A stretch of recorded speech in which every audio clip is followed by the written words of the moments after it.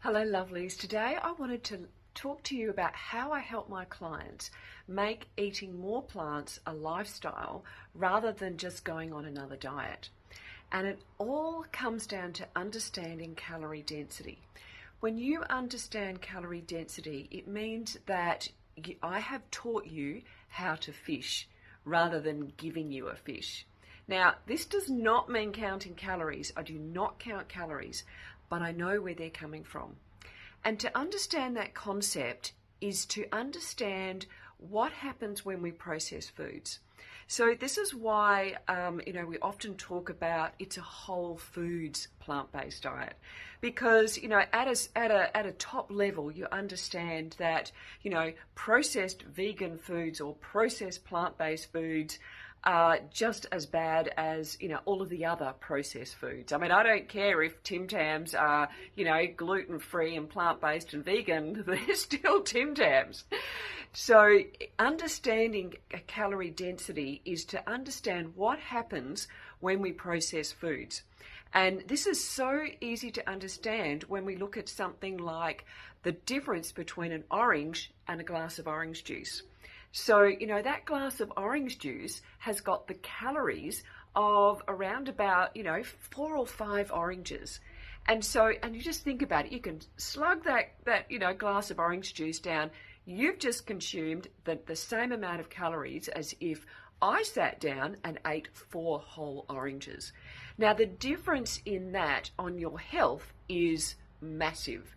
There's no fiber in the orange juice, so it's just, that sugar has just rushed into your bloodstream, very, very quickly, and all of the associated effects of that.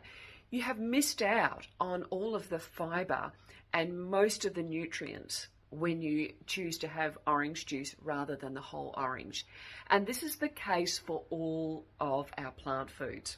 When you think about the difference between, a whole olive and olive oil, when you have just a mere tablespoon of olive oil, which is so easy to consume either in, a salad or when you're cooking up a meal, you've actually eaten 20 to 40 olives, depending on the size of the olives.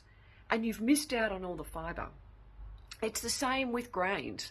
The difference between a whole grain like brown rice or oats or quinoa to flour. The flour has been stripped of all of the fiber and all of the goodness. Now, when we're talking, fiber, we are not just talking about a substance that helps you regular, that helps to make you feel full and satisfied. We are talking about a substance that we now know is key to your health. If you're not getting enough fiber, there is no way that you can optimize your health. It is feeding your good gut bacteria and just a whole cascade of health benefits.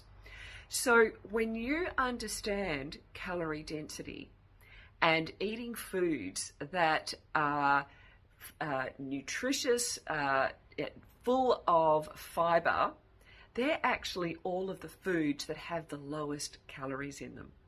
So all of the plant foods are actually the foods that have the least amount of calories, except for your healthy fats. Your nuts and seeds are actually, way up the top there near liquid oil. So, if you're on a weight loss journey, they're the ones that you moderate. So can you see that, just by understanding calorie density and what happens when we process foods, I'm teaching you how to fish so that you know how to then make choices that are going to benefit your health.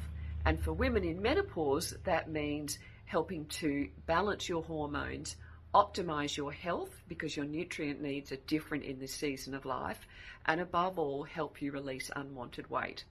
I hope that helps. Any questions, pop them below.